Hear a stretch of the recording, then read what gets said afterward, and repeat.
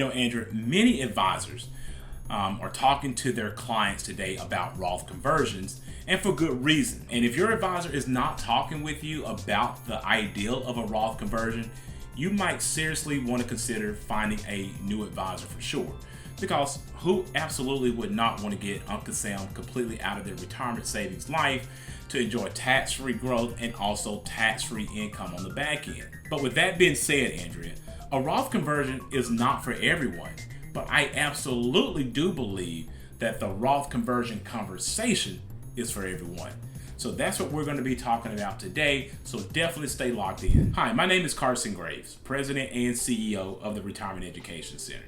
And my name is Andrea Graves, Director of Operations at the Retirement Education Center. And thank you for tuning in to our Retirement Concepts videos. These videos were created to help to make the difficult and confusing retirement process simple. Yeah, absolutely, Andrew, because with so many retirement concepts out there, so many retirement strategies, so many different retirement products, it can become very difficult for consumers to have to digest it all. And that's why we recommend working with a team of expert advisors to help us build a comprehensive roadmap for our clients to let them know when, where, and how they can reach their retirement goals. For additional concepts on how to maximize your retirement income, please subscribe to our YouTube channel and hit the notification bell to be notified when we upload new videos. So Carson, what really is the attraction for doing a Roth conversion? Well, Andrea, I really believe that there are really two main attractions when we're talking about doing a Roth conversion. The first attraction I would say is that people are going ahead, they're going to get Uncle Sam off their back, right? They're going to pay taxes today so they can enjoy tax-free growth and tax-free income later. The second thing that I believe is a major attraction for a Roth conversion is that you now have eliminated ever having to take required minimum distributions, where that means where the government says at a certain date you have to take money out of this account. So what that allows the money to do is to grow untouched, unfettered, for as long as humanly possible without having Uncle Sam come in and tell you when, where, and how you must take those dollars. So I think it's really those two aspects of a Roth conversion that a lot of people are attracted to. But we're going to dive in a little bit deeper about a Roth conversion and making sure that you understand if it's right for you or not in today's short educational video. But before we do that, there are two rules to retirement income that we must give you first. And Andrew, what are those two rules? Well, rule number 1 is to never run out of money, and rule number 2 is to never forget rule number 1. All right, so let's go ahead and talk about today and help you understand if a Roth conversion may be a good fit for you or not. So Carson, help us to understand the true, real tax advantages of having a Roth conversion. Well, I would say, there are really kind of three aspects of it, Andrea. I've mentioned this already. When you do a Roth conversion, obviously what you're doing is eliminating the taxation of those dollars on the back end of your retirement. Some people don't believe that they're going to be in a higher tax bracket when they reach retirement, but what they don't realize is that you have this huge tax retirement bomb growing inside of your retirement plans called a 401k. Well, Andrew, let me go ahead and address it this way. When you're talking about doing a Roth conversion, what you're trying to do is make sure that you can get Uncle Sam off your back today in understanding that you have no idea where taxes are going to be tomorrow. Now, many of us may have forgotten this already because we've slept since then, but we did have a law passed in 2017 known as the Jobs Act of 2017. This was better known as the Trump tax cuts. And so at that time, everyone had a tax reprieve. But we do know that those tax cuts are going to sunset in 2026. And so what you're trying to do, if you're able to, by converting your traditional accounts into a Roth, you're actually being proactive and you're getting Uncle Sam off your back at the current tax rates that are available today, not having to worry about those taxes, perhaps, especially the way the government is spending our money, looking at those taxes going up in the future. So you have control right there. Another thing that you can look at is the required minimum distributions. When you reach a certain age, Andrew, age 72 now, under the Secure Act, when you reach the age of 72, you're mandated to take money out of your qualified accounts, whether it be a 401k, if you're no longer working, or your IRAs, obviously. And when you do that, you understand that that money is going to come out in a taxable situation. What can that do? that can obviously put you in a higher tax bracket at that moment of time, increasing the liability on your Social Security, because then your Social Security could become taxable anywhere up from 50% to as high as 85% of your Social Security benefits could be taxable at that time.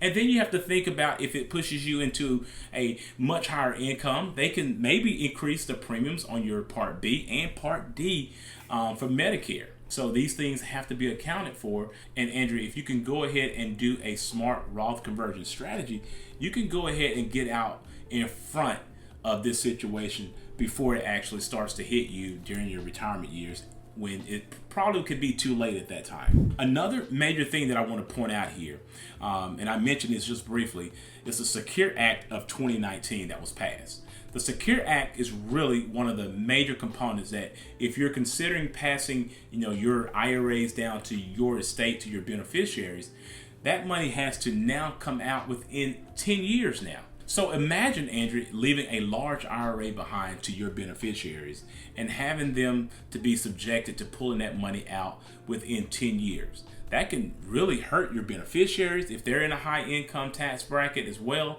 having to succumb to all of that income coming out of that large IRA. And so therefore, if you're able to go ahead and do a Roth conversion and convert as much of that IRA as possible into a Roth, when that money is passed on to the estate, and that money has to come out as well in 10 years under the Secure Act, but that money is going to now be able to come out tax-free and won't affect your beneficiaries. Well, Carson, that seems like a no-brainer for most people. Well, yeah, you say, like I say, I believe that a Roth conversion can be a perfect situation for a lot of individuals, but you have to account for everything. Because when you do a Roth conversion, Andrew, you have to make sure, one thing, that you have the cash on hand to actually do that Roth conversion. You never really want to pay the taxes for a Roth conversion with the actual account. You want to be able to pay those taxes out of pocket so the Roth conversion can have the full effect of what it's intended to do. Secondly, you may actually be in a lower tax bracket in retirement, and therefore it may not even be worth it for you to do that Roth conversion, especially if you don't have any beneficiaries that you're thinking about leaving that account behind for. And that's why you absolutely, Andrew, want to speak to a competent financial advisor to kind of guide you and give you a roadmap to make sure that a Roth conversion is really going to be in your best interest or not. And so what I've decided to do, I'm going to share my screen with you. We actually have roadmaps, Andrew. We literally do have roadmaps that we can give to our clients to let them know if a Roth conversion is going to be a right fit for you. And so I'm going to simply share my screen with you so you guys can take a look at these maps that we have that will give you answers to the questions that you may have. It'll take you kind of like having a mouse and having the cheese at the end of the mousetrap. That's kind of what we can do for our clients. So you can start here. What are your questions? Is it yes or no? And then it can lead you right into the path of deciding, should I do a Roth conversion or not? So go ahead and take a look at this map here, and it will give you some clarity on what you should be thinking about as it pertains to doing a Roth conversion. So I did want to quickly share my slides with you just so you can see how we do literally provide a roadmap for our clients to help them understand if they should do certain things or not. And we want you to know that you can have a copy of this full map if you want to click on the links in our description below, and you can request your free copy of this entire map so you can understand every situation that you may fall into and decide if you should do a Roth conversion or not. But the map is very simple. I mean, we start right here, and it gives you a pathway to understand what you should or should not do. So let's take a look at the first question when it starts out on this Roth conversion idea. Will you need distributions from your retirement account in order to have retirement income? Do you need that income from your retirement accounts? If the answer to that is no, and then it will take you down here to the next question, and it will ask you, are your beneficiaries of your retirement accounts going to be a qualified charitable organization? Now, if the answer to that is yes, then we would highly recommend that a Roth conversion would not be a good fit for you. Because why? If your beneficiary is a qualified charitable organization, that money could literally go from that IRA to that organization, and it will not be a taxable event. And therefore, it would be of no benefit to you to do a Roth conversion. Plus, if you do a distribution from a qualified retirement account to a qualified charitable organization, basically, it will suffice for your RMDs as well. So it would do you no benefit to do a Roth conversion here. Let's take a look at if you answered no to this question and your beneficiary would not be a qualified charitable organization. It's actually someone that you're going to leave it behind to, like your kids. Well, in this case, you have to ask another question. Do you expect them to be in a higher income tax bracket at the time of your death? If that answer is no, we still would recommend that maybe it wouldn't be such an advantage for you to do a Roth conversion because your kids would not be in a higher tax bracket at the time. And so therefore, it may not be such a burden for them to actually take on the IRA that you're going to be leaving behind to them. So let's just go back and start here at our map. And let's just assume now, instead of no, will you need distributions from your retirement accounts to fund your retirement income plan? That answer is now yes. Then it'll lead you to another question on the map. Do you expect to be subject to the same tax bracket that you're in now or a lower tax bracket throughout your retirement years? If that answer is yes, it may be recommended that a Roth conversion may not be such an advantage for you. You may want to think about not doing a Roth conversion because you're going to be in the same tax bracket or a lower tax bracket in the future. Then it would not be such an advantage in that situation at all. But let's assume that you don't assume that you're going to be in a lower tax bracket, but you may be in a higher tax bracket. In that case, it will lead you to a different area of the map. And then it would ask you, do you have cash outside of your retirement accounts to pay the income taxes due upon the conversion? At this moment, we would highly encourage you to do a Roth conversion because that Roth IRA will not be subject to required minimum distributions any longer. And it can allow those assets to grow tax-free forever. The government will never tell you that you have to go in and touch those dollars. And of course, when it passes to your beneficiaries, they no longer will have a tax burden when they start taking money out of those accounts that are required to come out within 10 years also. So this map goes into other scenarios, but I just wanted to show you what we had available for you if you needed help in this particular area of your retirement planning. So make sure you reach out to us. Use the links in the description below so you can get a copy of this map as well.